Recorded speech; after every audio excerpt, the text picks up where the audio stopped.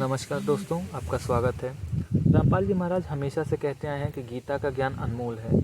गीता का ज्ञान दाता जो है वो किसी और परमेश्वर की तरफ इशारा कर रहा है, तो जिसमें से 18वें अध्याय का 62वां श्लोक एक है। गीता का ज्ञान अनमोल तो है ही। चलिए हम लोग देखते हैं 18वें अध्याय का 62वां श्लोक क्या कहता है। तो चलिए हम देखते हैं 18वें अध्याय का 62वां श्लोक ही आ गया। संस्कृत में आप पढ़ के उसका जो उत्तर है वो देखिए।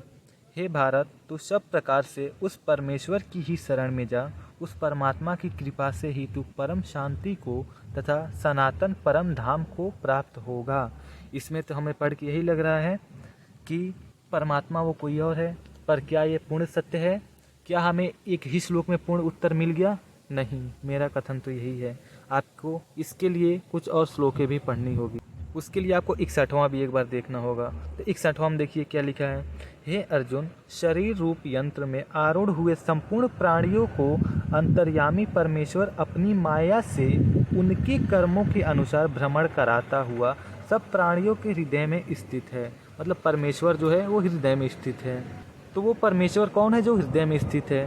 तो हम आगे और 50% जो सत्य बचा हुआ है, हृदय में कौन स्थित है, वो परमेश्वर कौन है, वो हम लोग जानने का प्रयास करते हैं इसी गीता के माध्यम से। तो हमें पूर्ण सत्य जानने के लिए हृदय में कौन स्थित है, 15वें अध्याय का 15वां श्लोक जानना होगा। इसमें देखिए 15वें अध्याय का 15वां में क्या लिखा है। मैं ही सब प्राणियों के हृदय में अंतर्यामी रूप से स्थित हूँ तथा मुझसे ही समृद्धि, ज्ञान और अपोहन होता है, और सब वेदों में द्वारा मैं ही जानने के योग्य हूँ तथा वेदांत का कर्ता और वेदों का जानने वाला भी मैं हूँ। देखिए ये श्लोक पढ़ के हमें ये स्पष्ट रूप से समझ में आ गया कि वेदों का जानने वाला जो श्री कृष्ण है, वो परमेश्वर जो हृदय में है, वो परमेश्वर कोई और नहीं, श्री कृष्ण ही है। तो इससे ये प्रमाण साबित हो जाता है कि हमारे भी हृदय में परमेश्वर जो हैं वो श्री कृष्ण ही है। देखिए 62वें सिर्फ जानने से आपका कार्य पूर्ण नहीं हो जाता है।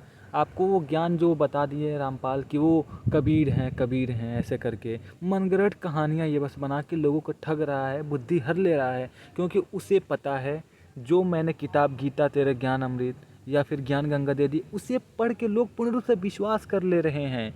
या फिर अगर श्रीमद् भगवत गीता पढ़ भी रहे हैं तो जो मैं बताऊंगा सिर्फ 18वें का 62वां या फिर 15वें का 16वां या 17वां वो ही सिर्फ पढ़ेंगे।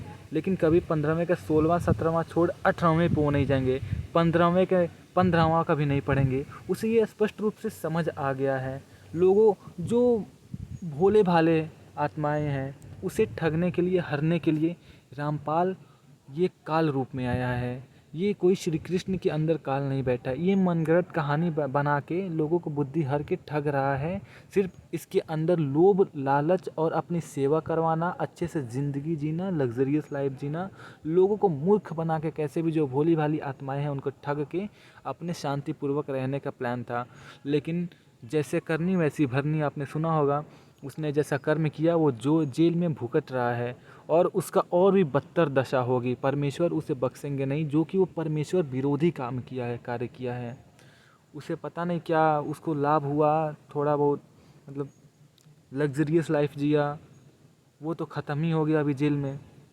देखिए आपको पूर्ण सत्य अगर जानना है तो पूरा पढ़ना पड़ेगा। सिर्फ 18वें का 62वें नहीं, आपको 61वां पढ़ना होगा। 61वां पढ़ने के बाद आपको याद होना चाहिए कि 15वें का 15वां भी पढ़ना है। जैसे हमें ग्रेजुएशन के समय बताया जाता है कि आपको फार्मूले ही याद होने चाहिए, जो हमें पिछली क्लास 7th 8th या फिर 10th 12th तक बता दिया गया था फार्मूला। जैसे कि हमें ग्रेजुएशन में तो ये नहीं सीखा जाएगा a+b² = a² + 2ab + b² होता है। वो हमें 7th 8th या 6th क्लास में ही पता चल जाता है, बता दिया जाता है। तो हमें स्मरण होना चाहिए कि गीता में जो बताया जा रहा है आगे, वो पीछे किससे रिलेटेड है पूर्ण रूप से। तब आप परमेश्वर को जान पाएंगे। और ऐसे छलिए के बातों में आके आप अपना जीवन परमेश्वर के विरुद्ध ही जी रहे हैं। कोई कबीर तो राम के भक्त थे, बहुत बड़े भक्त थे, हरि का नाम लेते थे, श्री कृष्ण का भी वो नाम लिए हैं। ऐसे कई सारे प्रमाण हैं, मैं उस पर भी वीडियोस बनाऊंगा, उसका प्रमाण दूंगा।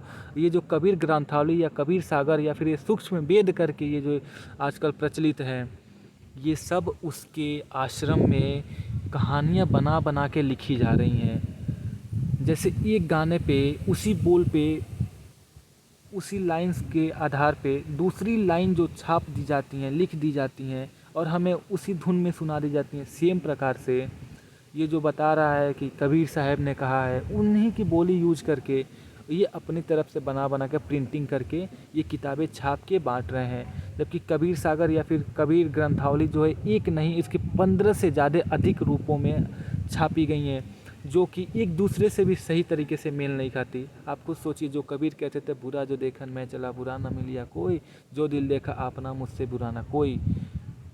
रामपाल कहता है मैं उनका ही री इनकारनेशन हूँ, मतलब पूर्ण जन्म उनका ही अवतार हूँ। ये तो सिर्फ दूसरों को बुराइयां करके इतना आगे निकला है। क्या आप भी वही बनना चाहते हैं? जय श्री कृष्णा, राधे राधे, जय श्री राम। सत्य को स्वीकार कर दूसरों तक भी पहुंचाने की कृपा करें। राम राम।